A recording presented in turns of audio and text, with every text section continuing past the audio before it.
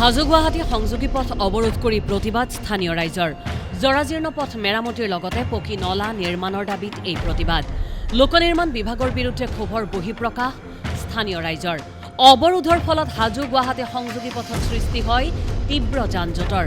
পতনিত কৰা এই অৱৰোধত আবদ্ধ হৈ পৰিছে এম্বুলেন্সকে ধৰি বহু যান-বাহন প্ৰতিবাদস্থলীত উপস্থিত হাজো ৰাজহ চক্ৰ বিষয়া হাজো আৰক্ষী স্মাৰক পত্ৰ প্ৰদান কৰি পথ অৱৰোধ কাৰ্যসূচী প্ৰত্যাহাৰ পতনিবাসীৰ ৰাস্তাটোত তাৰমানে বহুত পানী হৈছে আমাৰ অহা যোৱা কৰিব বহুত দিগদাৰ হৈছে তো সেইটো কাৰণে আমাক ৰাস্তা লাগে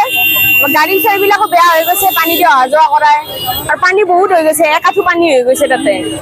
আজি মানে আমি পথ অৱৰোধ কৰাৰ কাৰণটো হ'ল গুৱাহাটীৰ পৰা সংযোগী পথ আপোনাৰ নলবাৰী বৰপেটা এইটো ঘাইপথ এই ঘাইপথটোত আপোনাৰ 12 মাহে পানী জমাই থাকে ইয়াত আমাৰ ইয়াত এখন প্ৰাইমাৰী স্কুল আছে কলেজ আছে এই কলেজত ল'ৰা ছোৱালীবিলাকে অহা যোৱা কৰিব নোৱাৰে আপোনাৰ মেডিকেলৰ পৰা বেয়া পানীবিলাক আমাৰ মানুহৰ ঘৰত সোমায় ইমান বেয়া পৰিস্থিতি আপোনালোকে কেমেৰা দি দেখালে গম পাব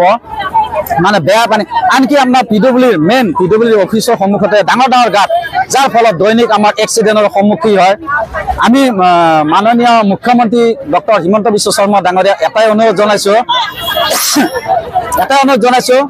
যেন তেওঁ আমাৰ ইয়াত এই ৰাস্তাটোত এটা ড্ৰেইনৰ ব্যৱস্থা কৰি দিয়ে কাৰণ প্ৰায় ৰাস্তাবিলাকত ড্ৰেইন থাকে আমাৰ ইয়াত ড্ৰেইন নোহোৱাৰ ফলত আমাৰ এই ৰাস্তাটোত পানী জমা হৈ থাকে